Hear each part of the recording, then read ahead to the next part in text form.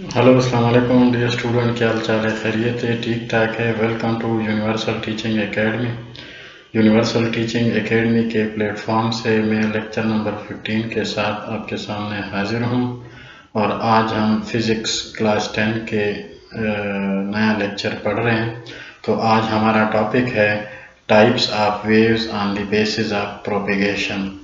तो पिछले लेक्चर में हमने इसकी एक टाइप पढ़ ली थी, ट्रांसवर्स वेव्स। आज हम लॉन्गिट्यूडनल वेव्स के बारे में पढ़ने जा रहे हैं। तो चलिए स्टार्ट करते हैं। Longitudinal waves.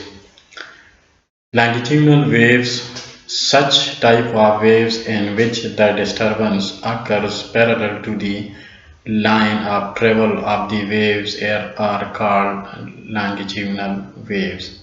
पिछले लेक्चर में हमने ट्रांसवर्स वेव्स पढ़े थे। उसमें हमने ये पढ़ा था कि जो डिस्टर्बेंस है अगर वो perpendicular to the line of waves है तो वो उसको हम ट्रांसवर्स वेव्स कहते हैं। तो ये उसके उलट है, यानी वो 90 डिग्री पे है तो ये बिल्कुल 0 डिग्री पे है, पैरेलल टू दी वेव है इसके अंदर। यानी जो डिस्टर्बेंस है वो exactly parallel to the wave, जिस तरफ वेव जा रही है तो वही डिस्टर्बेंस भी जा रही है। Longitudinal waves can also be generated with a slinky spring, loose spring।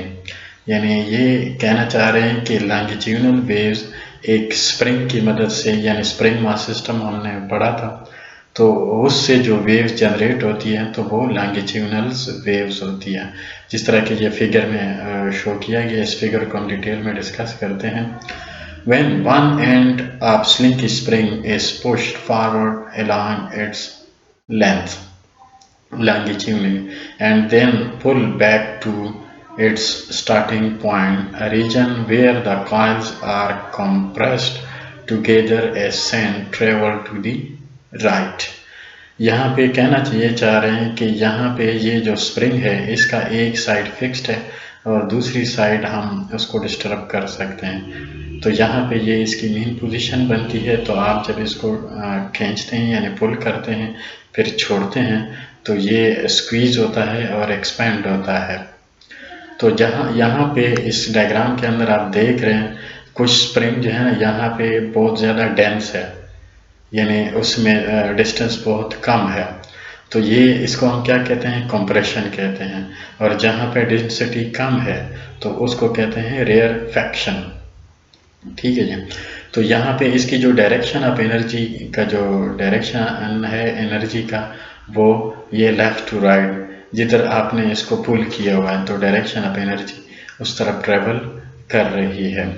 ठीक है जी। और मोशन ऑफ पार्टिकल्स, ये जो है ना ये वाली, ये एक्चुअली जो आपने खींचा है इसको तो जब छोड़ दिया है तो इसके अंदर जो डिस्टर्बेंस है वो स्प्रिंग से होता हुआ उस एंड तक जा पहुंचता है जहाँ पे आपने उसको बांधा हुआ होता है। तो कंप्रेशन क्या है, जो डेंस पार्टिकल्स है यानी जो डेंस पोर्शन है स्प्रिंग का उसको कंप्रेशन कहते हैं, और जो डेंस पोर्शन नहीं है उसको रेयरफैक्शन कहते हैं।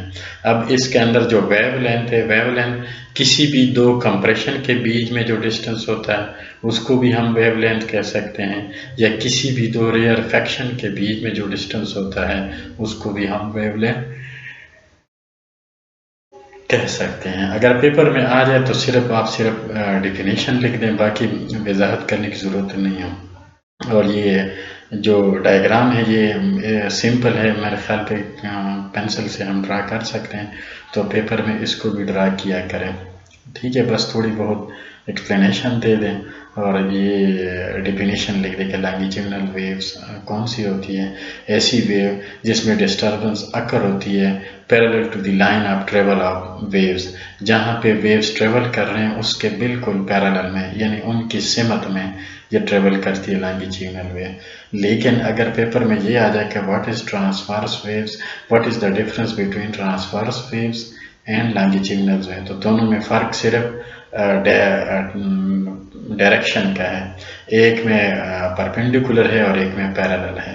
इस पैरेलल की जगह पे अगर आप परपेंडिकुलर लिख दें तो ये ट्रांसवर्स वेव्स बन जाएगी। ठीक है जी। तो डियर स्टूडेंट, हमने जो टाइप्स ऑफ वेव्स को यहाँ पे ख़त्म कर दिया है। Types of waves on the basis of propagation, यानी जब वेव्स प्रोपेगेट कर रही हैं तो उनके दो मेन टाइप हैं। Number 1 transverse waves, number 2 longitudinal wave. इसके एग्जांपल कौन से हैं? ये स्प्रिंग मास सिस्टम। तो डियर स्टूडेंट, हम इस लेक्चर को यहीं पे रोकते हैं। अगले लेक्चर में इंशाल्लाह हम वेव्स की कैरेक्टरिस्टिक को पढ़ेंगे। नेक्स्ट लेक्चर में दोबारा मुलाकात होगी।